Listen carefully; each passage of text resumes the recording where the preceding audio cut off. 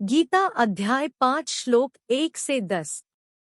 तीसरे और चौथे अध्याय में अर्जुन ने भगवान श्री कृष्ण के मुख से कर्म की अनेक प्रकार से प्रशंसा सुनकर और उसके अनुसार बरतने की प्रेरणा और आज्ञा पाकर साथ साथ में यह भी जाना कि कर्मयोग के द्वारा भगवत स्वरूप का तत्वज्ञान अपने आप ही हो जाता है।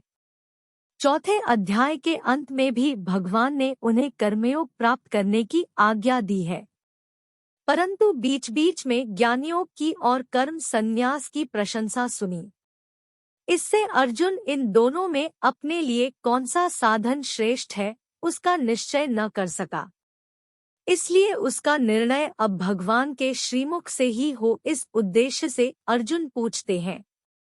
अर्जुन बोले, हे कृष्ण, आप कर्मों के संन्यास की और फिर कर्मयोग की प्रशंसा करते हैं, इसलिए इन दोनों साधनों में से जो एक मेरे लिए भली भांति निश्चित कल्याणकारक साधन हो उसको कहिए। श्री भगवान बोले, कर्म संन्यास और कर्म योग ये दोनों ही परम कल्याण के करने वाले हैं, परंतु उन दोनों में भी कर्म संन्यास से कर्म योग साधन में सुगम होने की वजह से श्रेष्ठ है। हे अर्जुन, जो पुरुष किसी से द्वेष नहीं करता है और न किसी के प्रति आकांक्षा करता है, वह कर्मयोगी सदा सन्यासी ही समझने योग्य है, क्योंकि रागद्वेषादि द्वंद्वों से रहित पुरुष सुखपूर्वक संसार बंधन से मुक्त हो जाता है। उपर्युक्त संन्यास और कर्मयोग को मूर्ख लोग पृथक पृथक फल देने वाले कहते हैं, न कि पंडित जन, क्योंकि दोनों में से एक में भी सिद्ध पुरुष दोनों के फलस्वरूप परमात्मा को प्राप्त होता है।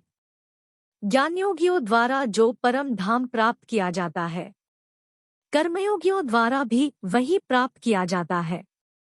इसलिए जो पुरुष ज्ञानयोग और कर्मयोग को फलरूप में एक देखता है, वही यथार्थ देखता है।